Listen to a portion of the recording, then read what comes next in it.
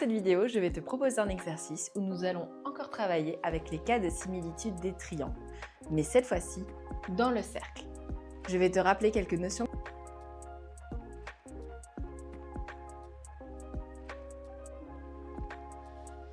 Bien, lisons l'énoncé ensemble. On te dit, si tu sais que les cercles sont concentriques en haut, concentriques, je te rappelle, qui ont le même centre, dans ce cas-ci, O, que les points C, O, M ainsi que A, O, B sont alignés, donc appartiennent au même segment, démontre que la longueur OA multipliée par la longueur OC est égale à la longueur OM multipliée par la longueur OB. Donc, avant de nous intéresser à ceci, déjà à vue d'œil, nous avons l'impression que ces deux triangles sont semblables. Mais nous devons le démontrer dans un premier temps. Intéressons-nous dans un premier temps à ces deux angles-ci. Les angles se trouvant dans chacun des triangles opposés par le sommet. Les angles opposés par le sommet, tu as vu ça l'année dernière en deuxième. Je te propose de faire un petit rappel sur ce que sont des angles opposés par le sommet.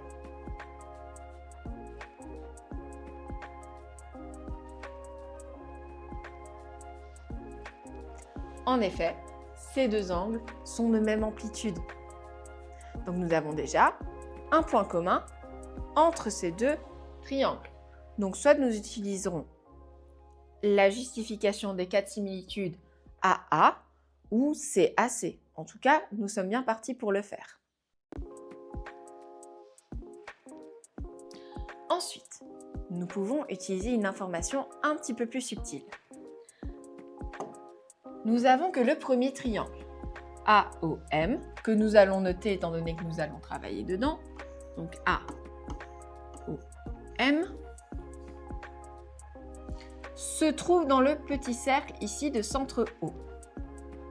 À ton avis, que pouvons-nous dire de ce côté-ci ainsi que de ce côté-ci? En effet, ils partent du centre et interceptent notre cercle OA, OM. Nous pouvons donc dire que ce sont des rayons du cercle. Et pour rappel, tout rayon d'un cercle, tous les rayons d'un cercle sont de même mesure. Donc nous pouvons déterminer que AO est de même mesure que OM. Nous pouvons réaliser le même cheminement par rapport au triangle COB. Donc COB. En effet, le segment OC est, dont les extrémités sont le centre du cercle et un point du cercle. Et pour le segment OB, c'est pareil. L'extrémité O est le centre du cercle, l'extrémité B, un point du cercle. Donc, OC et OB sont des rayons du grand cercle. Nous pouvons donc dire qu'ils sont également de même mesure. Mais donc, en fin de compte, quelle est la nature de ces deux triangles? En effet, ce sont des triangles isocèles.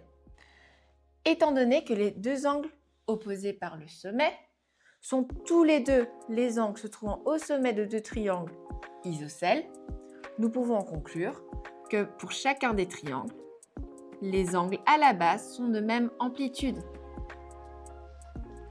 Donc là, nous avons comme donnée que nous connaissons que cet angle-ci est égal à cet angle-ci, que celui-ci est égal à celui-ci, qui est égal à celui-ci, qui est égal à celui-ci. Donc à ton avis, quel cas, dans les cas de similitude des triangles, allons-nous utiliser pour justifier que nos deux triangles sont des triangles semblables? En effet, nous allons utiliser le cas AA.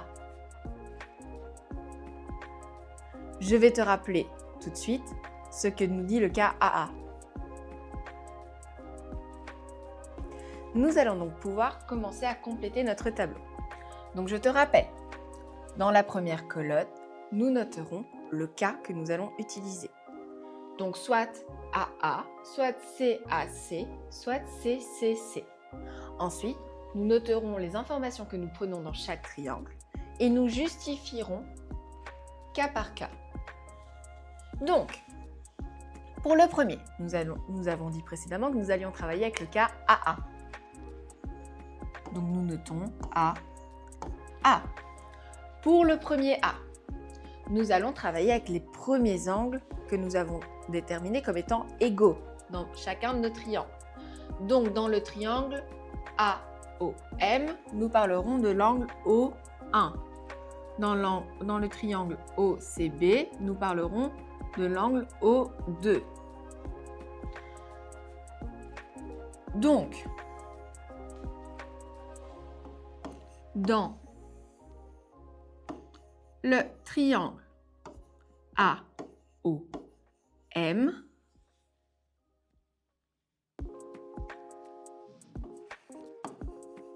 prenons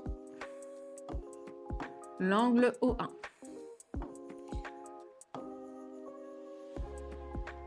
Et dans le triangle COB,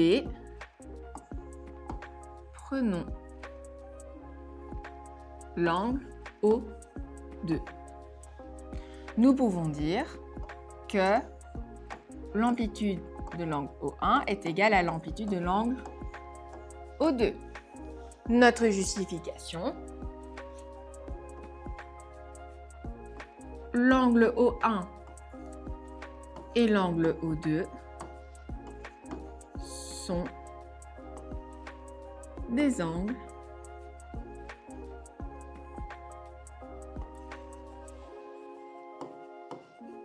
opposés par le sommet.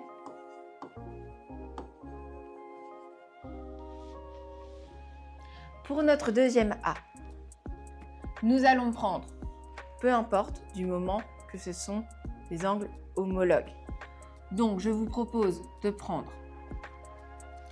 l'angle A et l'angle B. Donc, cet angle-ci et cet angle-ci. Donc,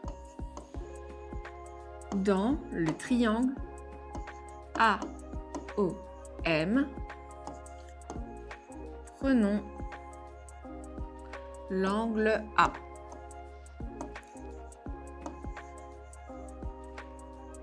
Et dans le triangle COB, prenons l'angle B. Et nous avons que l'amplitude de l'angle A est égale à l'amplitude de l'angle B. Nous allons maintenant justifier comme nous l'avons dit précédemment. Donc, nous avons que l'amplitude de l'angle A est égale à 180 degrés moins l'amplitude de l'angle O1 divisé par 2. Et nous pouvons noter que c'est parce que c'est un angle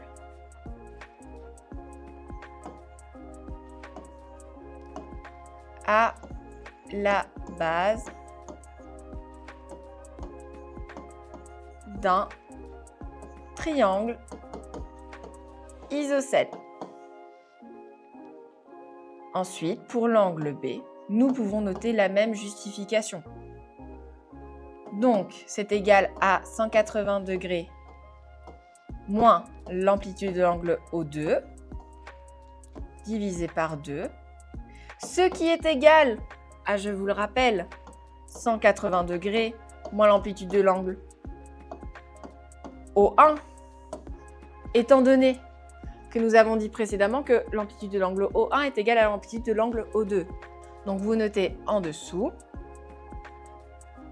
car l'amplitude de l'angle O1 est égale à l'amplitude de l'angle O2 et que c'est un angle à la base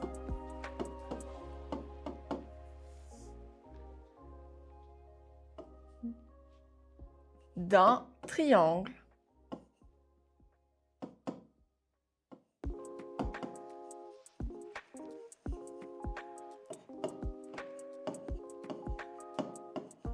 isocèle.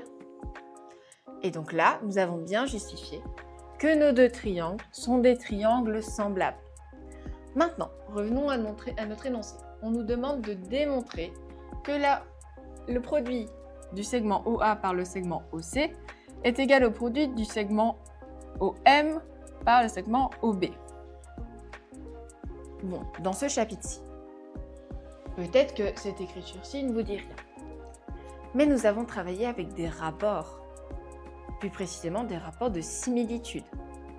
Donc, déterminons notre rapport de similitude K, que nous pouvons déterminer en divisant un côté de la figure image par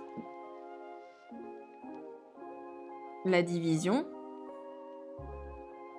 de celui-ci par son côté homologue dans la figure initiale. Donc le segment OB divisé par le segment AO. Donc longueur OB divisée par longueur AO. Mais nous pouvons également écrire que la longueur du côté OC divisée par la longueur du côté OM, étant donné que ce sont également deux côtés homologues. Et nous pouvons également écrire la longueur du segment CB divisée par la longueur du segment AM. Bon, observons ce que nous avons noté. Et observons ce qu'on nous demande de démontrer. Qu'est-ce qui nous intéresserait comme égalité de rapport? En effet, ici, nous avons le OA, comme dans notre énoncé. Nous avons le OC, comme dans notre énoncé. Nous avons le OM, comme dans notre énoncé. Et nous avons le OB, comme dans notre énoncé. Donc, a priori, ce qui nous intéresserait comme égalité, c'est la longueur OB sur la longueur AO est égale à la longueur OC sur la longueur OM. Je te rappelle, tu as vu une notion précédemment qui nous dit que le produit des moyens est égal au produit des extrêmes. Je vais te le rappeler. Nous pouvons donc noter que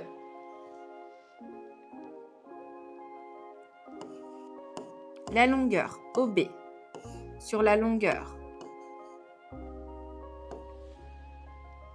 AO est égale à la longueur du segment OC divisé par la longueur du segment OM,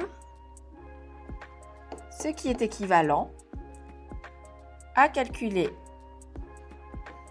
la longueur OB multipliée par la longueur OM qui est égale à la longueur AO qui est multipliée par la longueur OC. Et nous avons bien l'égalité qu'on nous demandait de démontrer au début. Donc, si tu te sens perdu, que tu vois un produit de longueur, un produit de mesure, pense directement au rapport. C'est le seul moment où nous avons des égalités. Donc, raccroche-toi à cette notion. Dis-toi, ok, je suis dans le chapitre des figures semblables. Je vais me raccrocher aux figures semblables. Ah, j'ai des triangles. Je vais penser au cas de similitude. J'ai mes cas de similitude, je peux écrire un rapport. Et une fois que j'ai écrit mon rapport, je peux écrire un produit comme il nous l'est demandé dans la démonstration. Donc j'espère que cette vidéo t'a aidé. N'hésite pas à aller voir toutes les autres vidéos pour voir les différents types d'exercices que tu pourrais avoir dans ce chapitre.